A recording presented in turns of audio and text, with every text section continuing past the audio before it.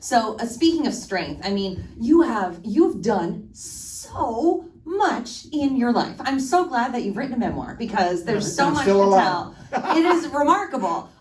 So there's so many amazing stories. I want to talk a little bit about your military career, because so you grew up in the Nashville area, and your father was involved in music, but then you went off and became like this Army stud. So and then came back to music. Talk to us about some of the things that maybe we can hear if you're listening to it like I am, or read a little bit more about in the book about things from the Army. I know that you've done some amazing things. I was really fortunate. I joined the Army like a lot of guys. When I joined the Army, the commercial was "Be all you can be," and I literally, like, I was this guy from a little small town in Middle Tennessee, and I seen that and I thought, I want to be all I can be. I want to jump out of. Actually, I thought I was going to fly planes or fly helicopters when I went in. So I went airborne.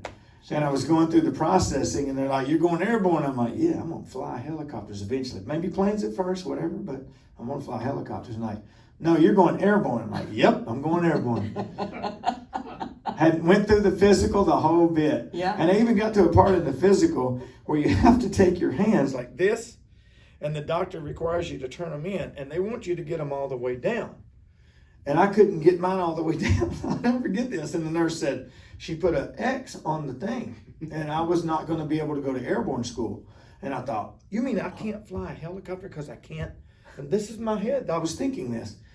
And of course, I'm not saying anything because I'm just there. And he goes, that's just from lifting too many bales of hay. He's fine. And scratched it off. And you're like, yes, I'm success. going to fly helicopters. And literally, I go to basic and AIT, and I'm in basic training. It's not till I get there, and I'm going through basic training, that I realize I'm going to be jumping out of planes, not flying. Not flying them away. You're actually going to be jumping out of them. Yeah, but I thought, that's cool too. That'll be fun. That's amazing. And then some of the heroic things that you've done. I've done nothing heroic. Well, I've been with a lot of heroic people. Okay. All right. So talk to me about, you actually, a little bird told me, because I haven't gotten to this part of the book yet, about rescuing children from a prostitution ring. Oh, yeah. So I work with an organization called Exodus Road. And I've been with them for some time, and I've actually worked with other organizations. Like, when you do what I did for so long, you can't just come here into life and go, yeah, cool, I'll just write and sing songs for a living.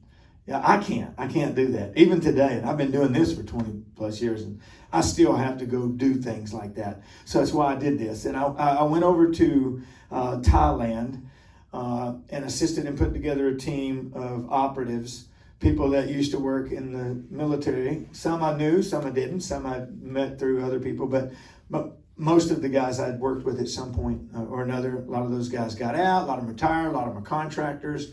And we put together these teams, and we go over and we initially gather intel, which is one of the worst things I've ever done in my life. I can tell you, I've experienced a lot of I've seen some ugly stuff. But to go into those clubs and to witness some of those things taking place, and to have to sit there, as opposed to reaching up and grabbing them by their necks and ripping their heads off. You just do that. You just sit there. I probably shouldn't say that. No. But it is but it's what I wanted to do. I wanted to. My arms right now. I tense up thinking about it. But we're not. So what we're doing is we're gathering information, and we're gathering video evidence and all of these things. And then once we get enough evidence, what we're supposed to do is present it to the local law enforcement. The problem in Thailand is the majority of these clubs in Thailand are owned by the local government, which is actually the military. It's a military-run state government. So the military is kind of running the government. And they own most of those clubs. So you don't really get a lot done. We're very fortunate. We do things a little different because I got a lot of fun guys to work with. So we go in, we gather information, and then we work really fast to put them into a position where the local law enforcement have no option but to make arrest. And that entails us getting the girls, the underage girls, and that's hard to find, believe it or not. They keep them hid. They don't just have them out in the open in the clubs. They have them in rooms in different places, but we do the right things and we know what to do and how to get them. And we end up, and we take them back to the hotel, and we can't make the rest until the money exchanges place. So that entails us who are acting as Joes to take these girls to a hotel room and do everything you can. You just put them off until the money's exchanged, or if it's not going to go down, we become these little chicken guy Joes, like, oh, I can't do it. I'm married. I can't cheat on my wife. You know. But it's very difficult. But that was. It's also very rewarding, like emotional. At the end of those exercises, I've seen grown men who have killed more people than smallpox, more bad guys than smallpox. I mean, just some ferocious monster men sit in hallways and weep, just because of what they've seen. And they, and it's so emotionally rewarding that you sit there and you're just so drained because you know that you took one more bad person off the street down there, and that you freed even just 3 or 5 girls at a time makes a difference. And Exodus Road don't just free them and then send them back home, back to their parents, because all the parents are going to do is sell them right back to the clubs. Right.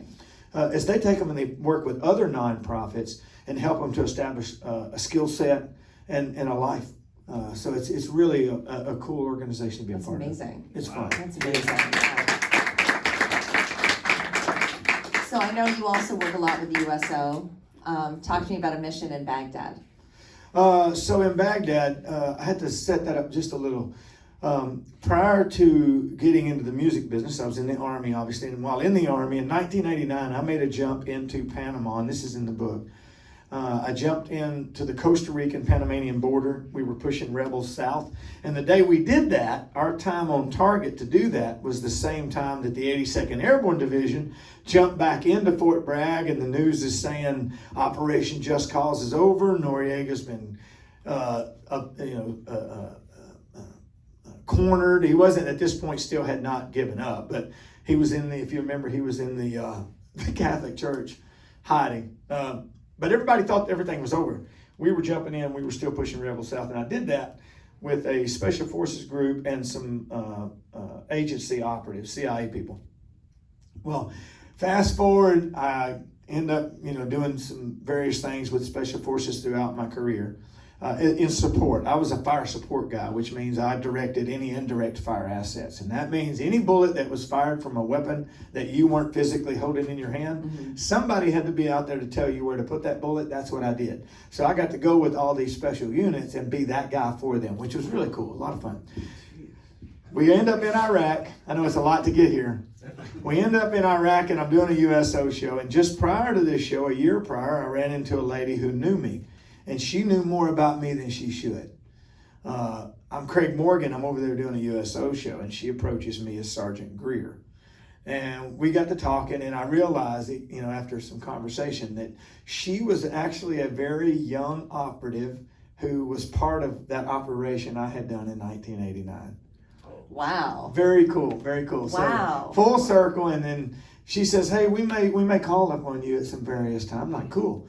So you now jump back to that year, we're in Baghdad, and they're like, we want you to come to the U.S. Embassy and do a concert. And I'm like, well, the embassy open? They're like, nope, it's going to open up tomorrow. And you're going to be the first person to perform. Oh my God. I'm like, that's awesome. So I'm all excited about being the first artist to perform at the U.S. Embassy in Iraq.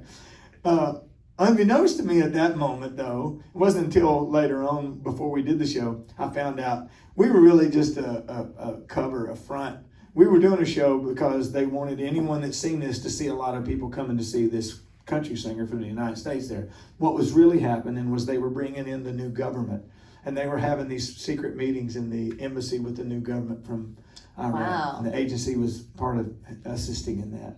Wow. So you were like part of the cover, and you didn't even know. Not when they first told me.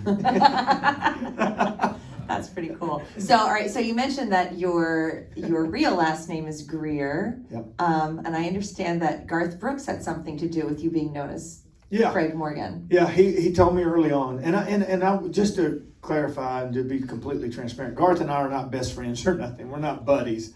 I wouldn't say we're not buddies. if we see each other, it's kind of like, the award shows and those kind of things. Right. But Garth and I don't talk. He's not hunting with you. He's in not like Alaska Blake. or- right, He don't okay. talk like Blake and I do. But he did tell me, and this was, I was still in the Army. And we were at a little guitar pool at Marla Cannon Goodman. Marla Cannon is Buddy Cannon's daughter. She's a songwriter, wrote The Fool, 10 Rounds, written a lot of songs. And we were dear friends. I grew up with them.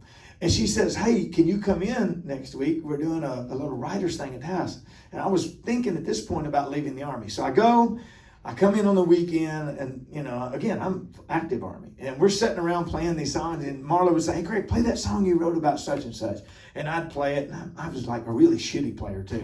Like, I couldn't play guitar hardly at all, and I'm singing away, and, we're just having a good time. And then Marla says, hey, G, play that song you got coming out on the radio. And he says, looking back on the memories of... And I'm like, shit, I know that song. You're Garth Brooks. Oh my Yeah, gosh. I've been sitting there with him the whole time, and he never said nothing. my He was just God. going, yeah, that's a good song. He wouldn't sing. And we got to talking, and he told me, he said, look, I would tell you, the best advice I can tell you is don't use your real last name. It makes it harder for people to find you. That way you can maintain some sense of privacy. And he was right. It worked for a long time till we got the internet and There you go. Facebook and Twitter, and it's all gone now. Who knew? Who knew? Yeah, though, shit, right? I get letters at the house and all